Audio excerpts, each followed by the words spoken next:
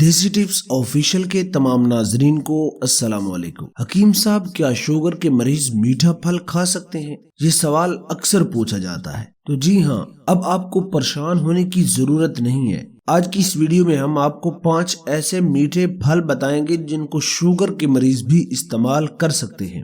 ذیابیطس یعنی شوگر میں مبتلا افراد کو اپنے کھانے پینے کے حوالے سے بہت زیادہ احتیاط کرنے کا مشورہ دیا جاتا ہے۔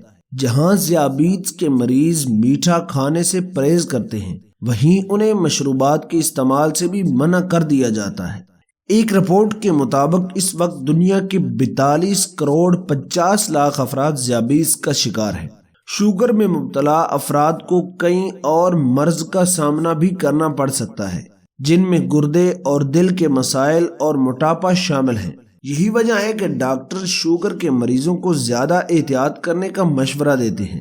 اس کے علاوہ ذیابیطس کے شکار افراد میٹھے سے پرہیز کی وجہ سے اپنے من پسند پھل بھی نہیں کھا سکتے، کیونکہ پھلوں میں بھی قدرتی طور پر شوگر موجود ہوتی ہے۔ آم، چیکو اور تربوز ایسے پھل ہیں جن کے فوائد تو بہت ہیں، تاہم ان میں شوگر بھی کافی زیادہ موجود ہوتی ہے۔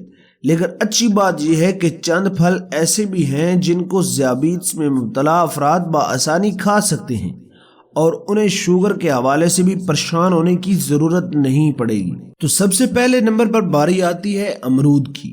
امرود میں فائبر کی مقدار بہت زیادہ ہوتی ہے اور اس کو استعمال کرنے سے آپ کو کوئی نقصان نہیں ہوتا۔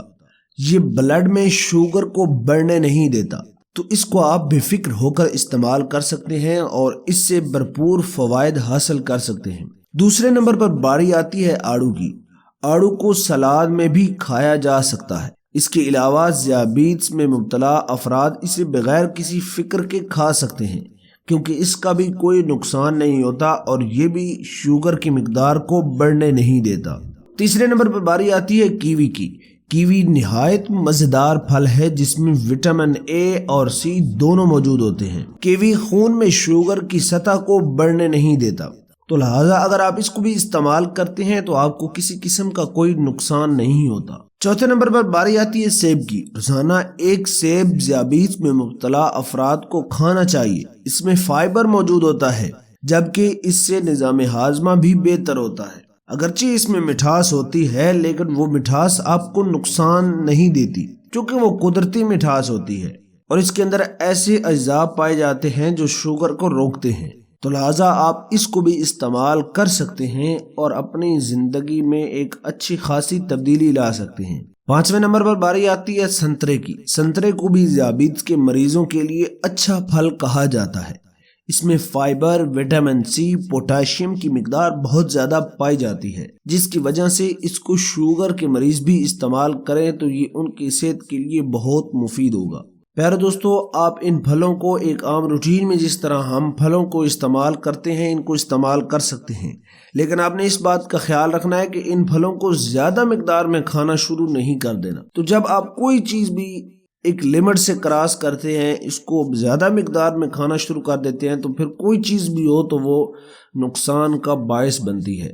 ایک عام روٹین کے مطابق آپ ان کو استعمال کریں گے تو یہ انشاءاللہ آپ کو بھرپور فائدہ دیں گے۔ اپنا اور اپنی فیملی کا، اپنے گھر والوں کا، اپنے بچوں کی صحت کا بہت سارا خیال رکھیے گا۔ ملتے ہیں نیکسٹ ویڈیو کے اندر۔ مجھے دعاؤں میں یاد رکھیے گا۔ اللہ نگہبان۔